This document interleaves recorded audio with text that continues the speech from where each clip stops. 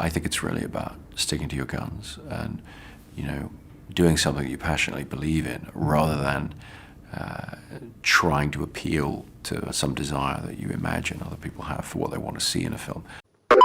I'm a big fish in a puddle. So what? I mean, like an analogy I've always used is, all right, if you run the 100-yard dash with people that can't run as fast as you, yeah, you'll win. Hands down, you know that. But if you run with people much faster than you, all right, yeah, you might come in last every single time, but your time will be better. And roll sound. Speed. Roll camera. Rolling. Scene 6, take 3.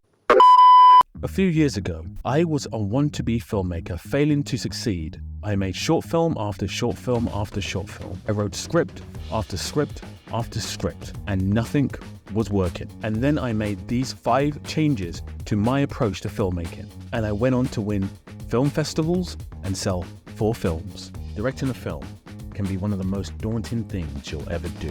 We're going to talk about how you can effectively, as a filmmaker, achieve your goals in just 5 simple steps. Step 1. Before you pick up a camera, before you pick up a pen, or even write anything down, think to yourself, what is it that you want to say? Do you want to entertain? Or everyone else. Do you want to educate? Do you want to tell something personal to you? Maybe even through documentary format. An extraordinary true story. This is by far the most important decision you'll make as a filmmaker, each and every time. You stay in Wonderland, and I show you how deep the rabbit hole goes.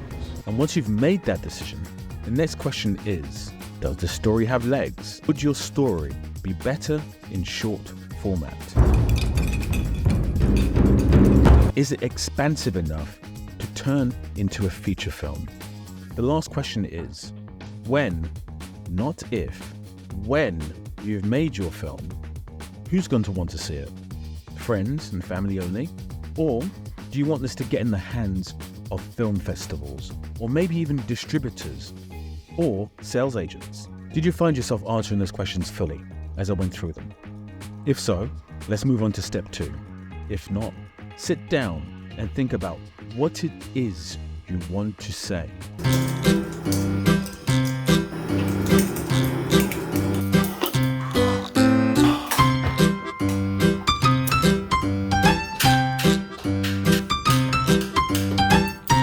Ideas. That's it. I have it. Step 2.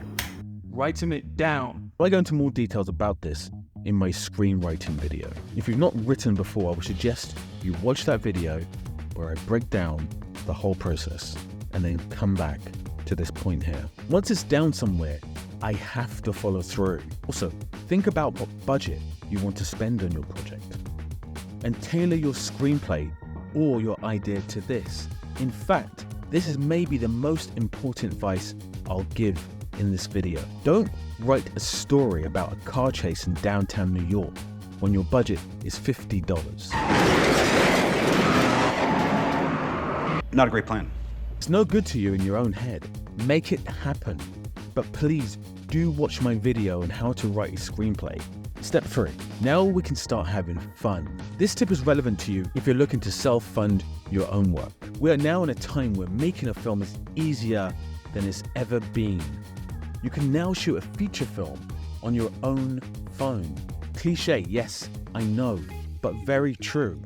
Director Sean Baker made his feature film, Tangerine, purely on an iPhone, and that was nearly a decade ago. I would say we're at such an early stage of using, almost like devices that aren't cameras to make films that you can do whatever you want. That's the thing. We just experimented. You literally have no excuse to not film something. In terms of budgeting for a project, this is where you'll find your first hurdle. An idea costs nothing but time anyway. Actually filming something is where your bucks will start getting tested. If you've never made anything before, your best bet is to do a short. This will still cost you money, but you have the following. You have a camera or a phone, editing software, and a screenplay. Those are costs that on a big budget production would cost hundreds of thousands, if not millions. $1 million. Now, what you need is Conviction. a short film, if budgeted correctly, can cost you upwards $100 to $10,000. What do you need in your film? A Hollywood actor? I make this look good. Nope. Hans Zimmer? Most resilient parasite. No. We already discussed what you need. Everything else is a bonus. If, per point 2, you've tailored your screenplay to your budget, you're going to be fine. If the film involves you as the main actor and no one else, Castaway style, then start shooting. However, if you need actors, then it's time to start casting. Trust me when I say 90% of your film is in the casting. If you cast the right people in the right roles, you can make even the worst screenplay work. So take your time when it comes to casting. Create sides and have your potential actors self-tape for you. Then audition them in person. Sides are an excerpt from the whole screenplay for the actor to take an audition for you. Now this is important. Do not skip this step. Meet them in person. Someone recording at home and doing 55 takes of the same sides is very different to someone auditioning in person. Get a feel of their energy and always ask them this question: what do you think about the character? If they answer the question in line with your vision for the character, you're onto a winner. Make sure you offer fair fees to your actors. Step 5. This goes without saying. You're going to need sound for your project. Do not, under any circumstances, not get a great sound recordist. Les, your boom's all over my frame. Yo, I asked for a frame line. Okay. Can we get a frame line, please? Your film can look like absolute crap and still work, but it can't sound like absolute crap and still work.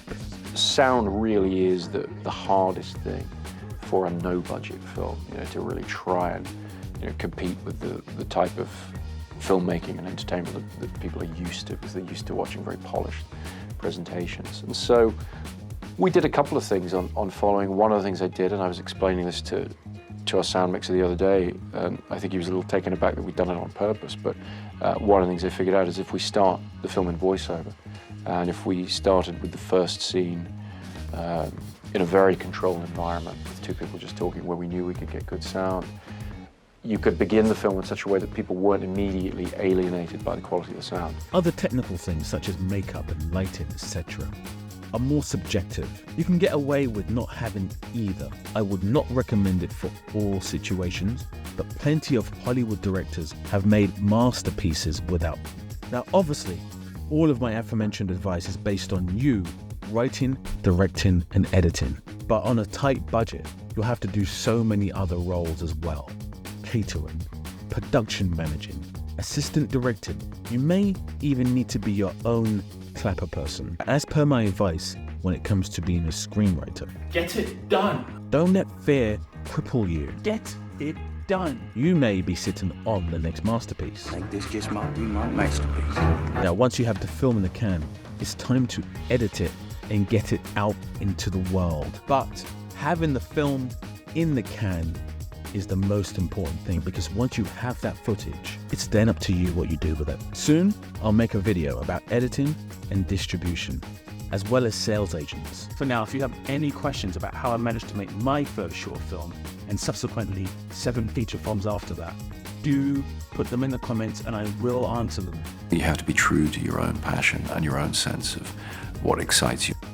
Okay, let me just interrupt for just 1 second. Please hit the subscribe button. I would love that. It helps the channel to grow, allows me to make more videos, and hopefully helps you